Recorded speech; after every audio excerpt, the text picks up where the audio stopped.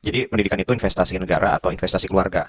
Pertanyaan ini penting untuk diajukan karena kalau kita berdasarkan Pancasila, keadilan sosial bagi seluruh rakyat Indonesia, maka pendidikan yang merupakan barang publik merupakan bagian dari tugas negara untuk memberikan keadilan sosial bagi seluruh rakyat Indonesia. Jadi tidak ada anak-anak Indonesia yang tidak mendapatkan pendidikan yang memadai, tidak ada anak Indonesia yang tidak cerdas karena mencerdaskan kehidupan bangsa adalah janji kemerdekaan kita dan itu semua harus difasilitasi negara.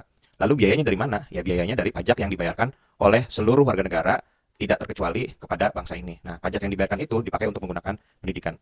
Tapi teman-teman, kalau teman-teman cermati, atau bisa jadi teman-teman di sini ada yang sudah menjadi orang tua, atau jadi orang dewasa, atau kakak, ataupun sepupu, ataupun paman bibi yang sehari-hari harus membiayai atau membantu pembiayaan pendidikan, pasti tahu betapa mahalnya pendidikan kita. Kan ada sekolah negeri, iya betul ada sekolah negeri, tapi tidak semua sekolah negeri bisa mengakomodasi ataupun memberikan pendidikan yang baik. Jadinya, ketika orang-orang Indonesia yang sudah mendapatkan pencerahan pendidikan dan mendapatkan pekerjaan yang baik dan semakin sadar bahwa dengan pendidikan yang berkualitas mereka punya peluang untuk mendapat kehidupan yang lebih baik, mereka kemudian berinvestasi pada pendidikan anak-anak mereka, pada pendidikan keponakan, pada pendidikan saudara mereka.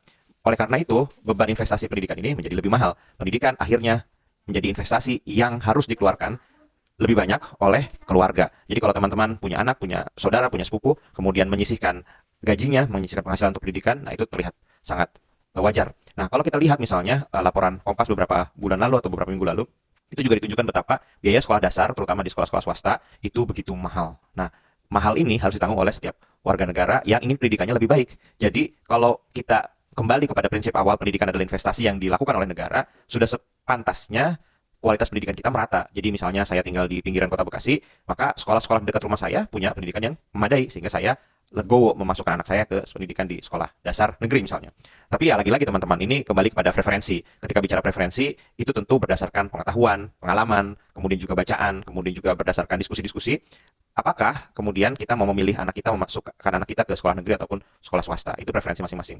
Tapi yang saya amati, saya dengar, kemudian ketika saya melakukan riset, banyak orang tua saat ini memiliki preferensi untuk masukkan anak-anaknya ke sekolah swasta, yang tentu saja dengan hal tersebut mereka mengeluarkan investasi yang lebih mahal.